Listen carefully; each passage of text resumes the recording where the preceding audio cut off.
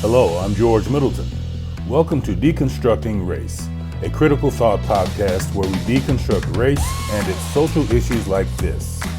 A country emerging from protests of pain. Hands up! After the killing of George Floyd, I cannot breathe. viral moments of racial bias caught on tape. I'm going to tell them there's an African-American man threatening my life. And the deadly shooting of Ahmaud Arbery. Race, a social construct of chaos, resulting in learned behaviors that can be unlearned by challenging our system of beliefs.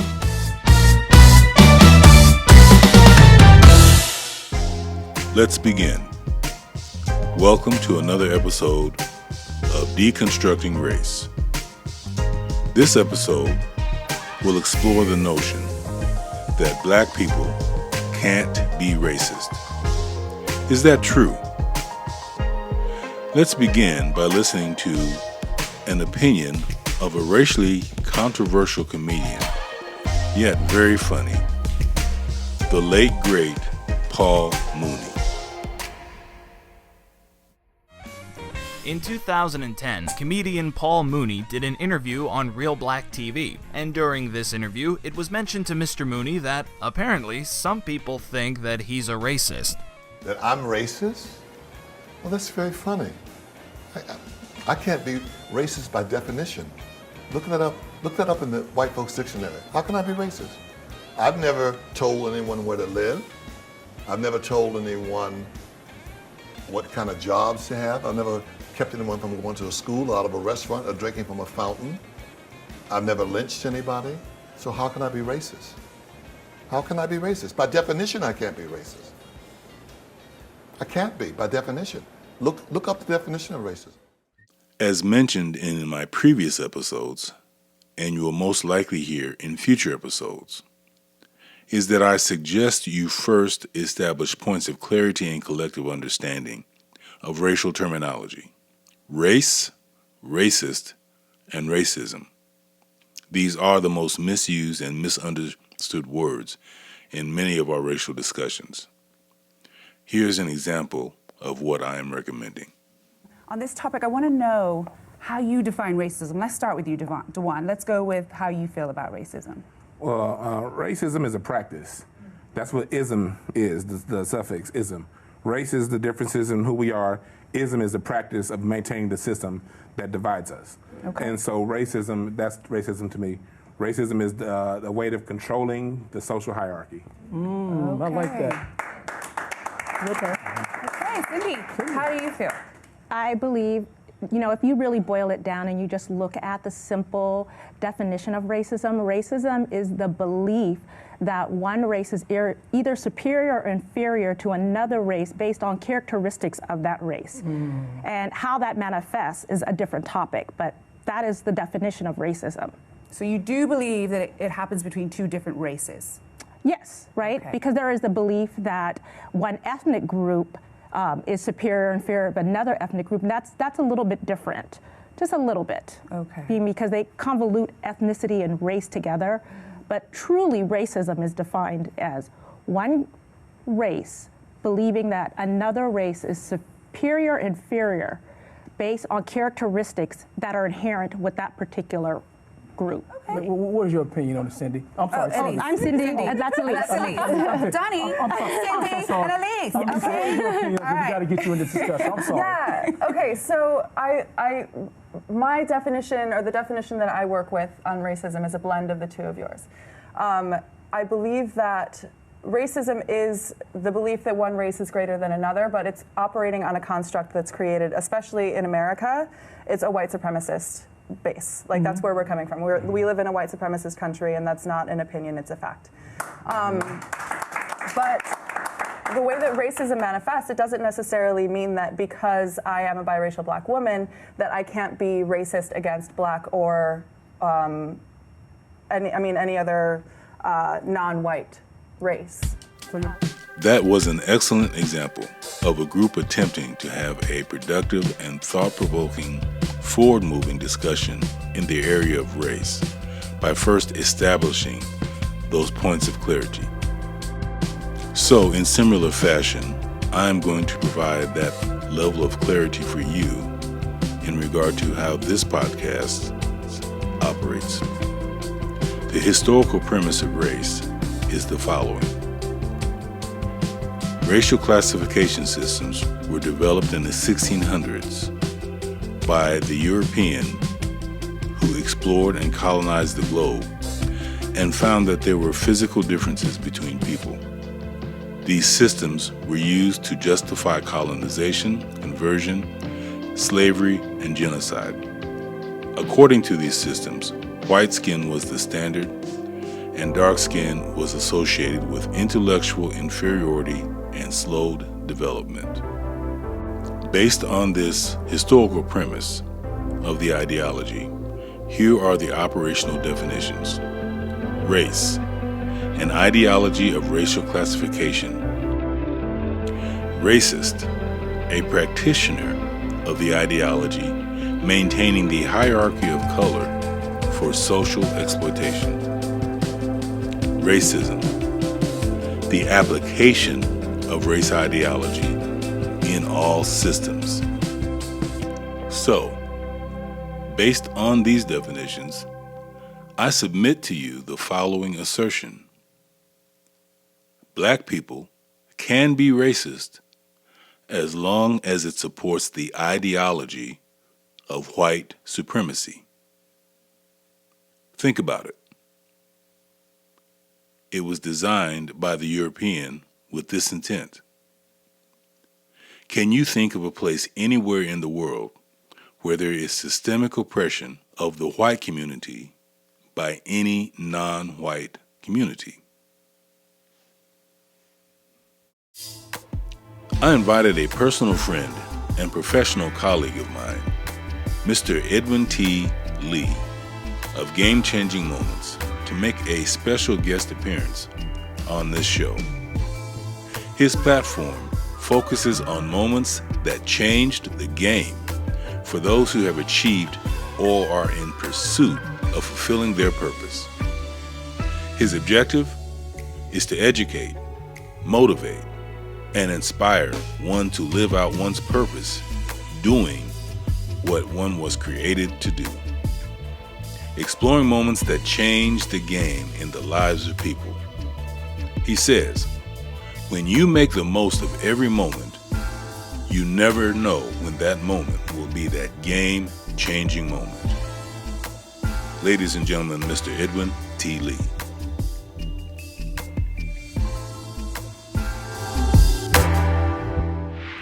I was asked the question, can black people be racist?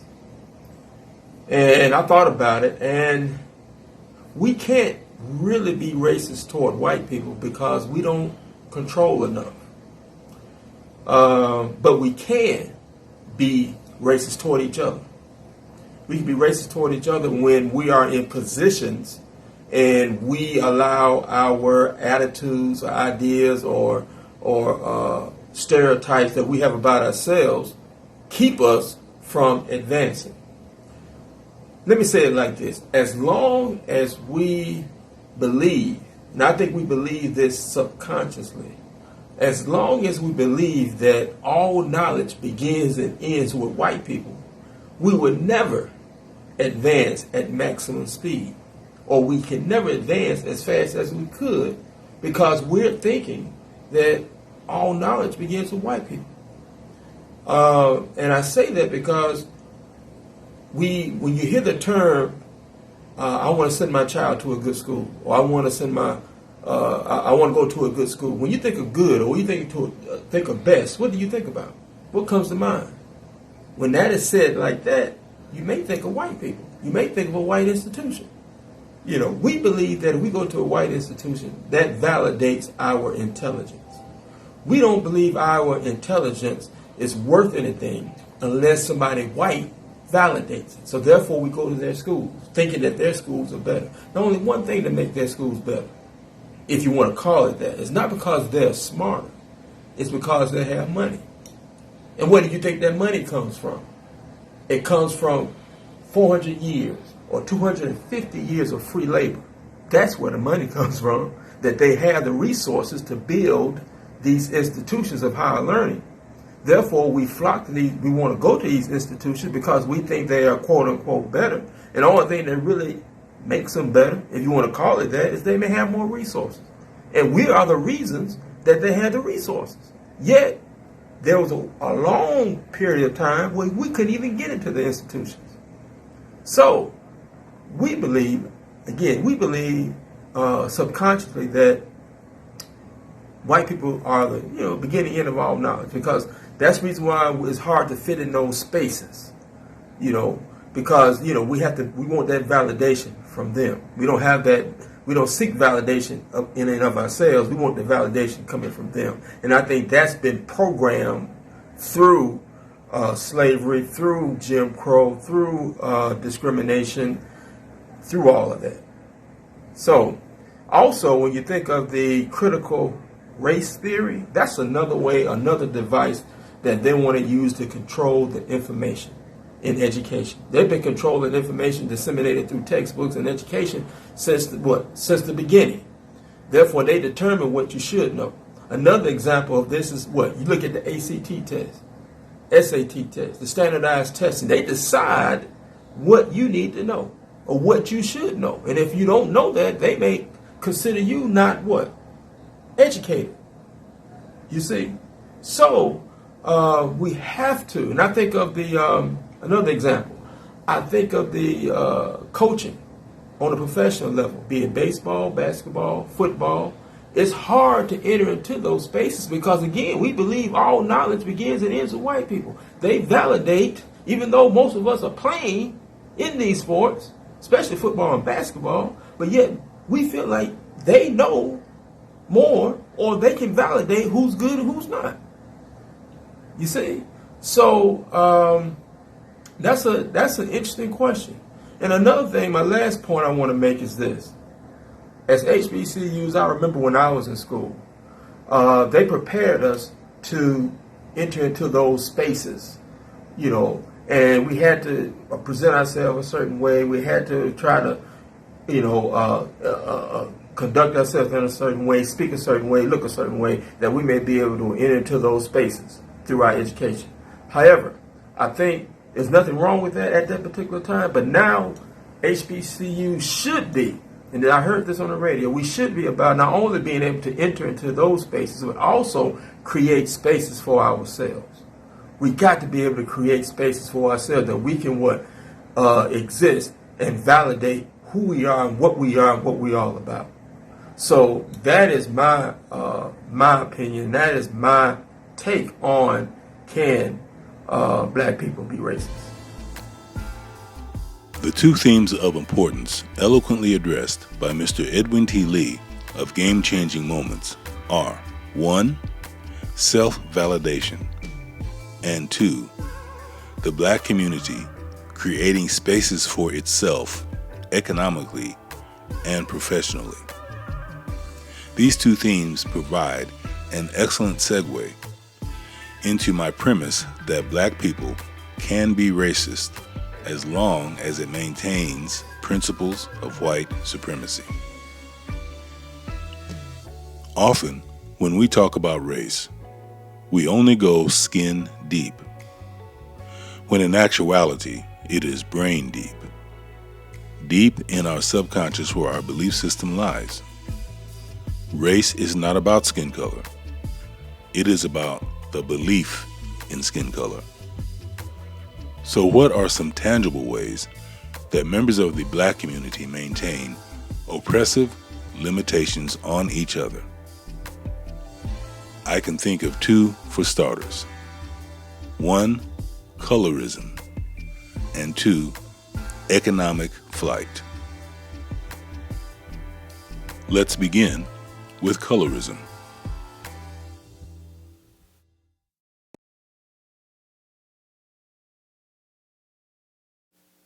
Alice Walker, author of In Search of Our Mother's Gardens, introduced this word colorism and defined it as prejudicial or preferential treatment of same-race people based solely on their color.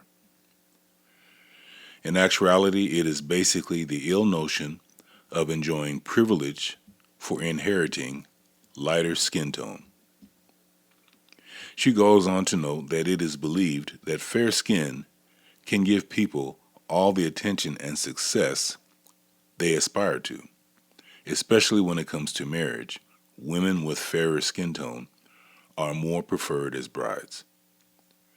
Colorism is an ingrained predisposition which the European brought into the societies they colonized. They would implement racist policies and treat local people poorly because of their darker skin tones. Unfortunately, even after their oppressive influence was eradicated, they left this ideological malpractice behind. Listen to some personal insights of those who have experiences with this racially motivated behavior in a piece of a documentary titled, What is Colorism? Honestly, colorism to me, it might as well be racism, because it's almost as if you're being put against each other by your own people. Like, people will say, light skins can't do this, or dark skins can't do this, or brown skins are this, or dark skins are that.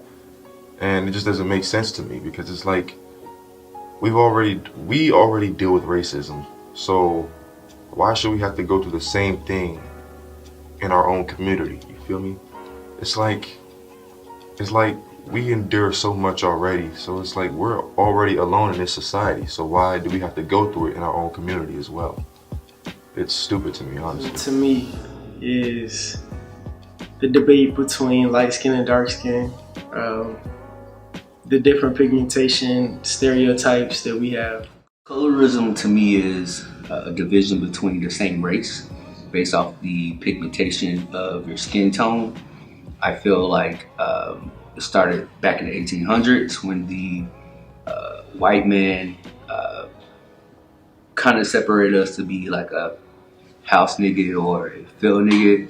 The field nigga was more of a darker tone. The house nigga basically got to live in the house and have this good life that they thought they were having, but they were being used. The dark-skinned person was more the hard worker, the mover and the shaker, the thriving person. The light-skinned tone was more so they got it easy. They got to basically live in a house but be a servant. A lot of times the dark-skinned person was the go-to for the white man behind the scenes. He was the dark-skinned wife and have a baby with her. That's how you have these lighter tones now because of those situations. To bring a more personal and intimate perspective to this concept of colorism, I once again asked my friend and colleague Edwin T. Lee of Game Changing Moments to provide us his personal insight. What is colorism, and have I experienced colorism? It's definitely something that we have had to deal with for a long time. And when I think about it, it's just a byproduct or remnant of slavery and the separation of black people, those who worked inside, those who worked outside, and those who were of a lighter color were favored more than those of a darker color. And it's kind of interesting that those slave owners or those people who were in control committed all kind of sexual deviant behaviors to our people, which here again hence caused all of this. So therefore it's a byproduct of it. And it's unfortunate that it exists. However, it's something that we can overcome. So I'm not going to blame slavery and in the sense that we can't overcome it. I blame slavery because that's where it came from. However, is it something that we can overcome? Absolutely. We can overcome that. You know, it's something we can overcome. Have I experienced it in my life? Not directly, not that I can remember that I've ever, experienced it up front. I've always been comfortable with my particular complexion being, a little darker. Yeah, I have no issue with it. I don't have personally, it doesn't matter to me. I'm not, I don't favor, dark versus light and anything like that. I know people who have, though. I know people who do, who prefer lighter or prefer darker. As far as I'm concerned, it really does not matter, because at the end of the day, we have to treat each other the same, regardless, regardless. But does it exist? Absolutely. Have I experienced it? Not really. Now, I've seen, it's kind of, here's the thing, though. Those people who are darker prefer those who are lighter, and those who are lighter prefer those who are darker. So go figure, go figure. But it is an issue, and it is an issue that has came from that particular time, from slavery, and all those things, all those seeds of distrust, seeds of favoritism, supremacy, that's where it all come from. All come from. It's kind of funny when I think about it, is that when people look, look at it, they have to know where it came from. They have to know. And not to fall into that mindset because of where it came from. If we don't follow that mindset because of where it came from, we can deal with each other a lot better. We can deal with each other a lot better because it's all steeped in white supremacy. That's really what it boils down to, white supremacy. Now, again, I'm not making an excuse. I'm not saying that, making an excuse for that's why we treat each other the way we do. It's a part of it. However, it is, I repeat myself again, it is something that we can overcome with the knowledge of where it came from. Thank you, Edwin T. Lee of Game Changing Moments, for that very insightful perspective. You made really several interesting points and observations that bear further exploration. I would like to focus on a couple of them. First, that acknowledgement of history is not synonymous with making excuses. And secondly, that there is a way to overcome this internal self-destructive behavior towards ourselves and each other. This is the primary purpose for this podcast, Deconstructing Race. To take everyday issues and deconstruct the racial ideology behind them. At the beginning of this podcast, I submitted to you that there were two ways in which the black community can be racist toward itself. First, colorism.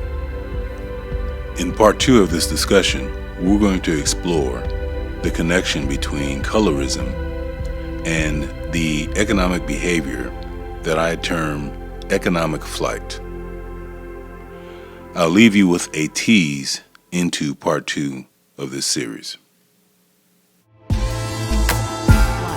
Take a look at the differences in wages for a dark-skinned African American, a brown-skinned, and a light-skinned African American. The study showing hourly wages among blacks literally rising as skin tone lightens. Lighter-skinned minorities viewed as more intelligent by employers, even with identical education as their darker-skinned counterparts. Experts say these examples of colorism have long-lasting effects of both mental and physical trauma. Be sure you catch part 2 of this topical discussion, Black People Can't Be Racist. Is that true? Where we will explore the second half of my premise of the self-limiting behaviors and the economic impact of colorism. If you identify as black or white, the challenge for you this week is to track your economic behavior and attitudes as you go about your business. Who you're spending your money with. Who are you making employment decisions about? As well as promotional and disciplinary decisions. The objective of these suggested activities are for you to try to identify any corresponding patterns of color associated with these activities.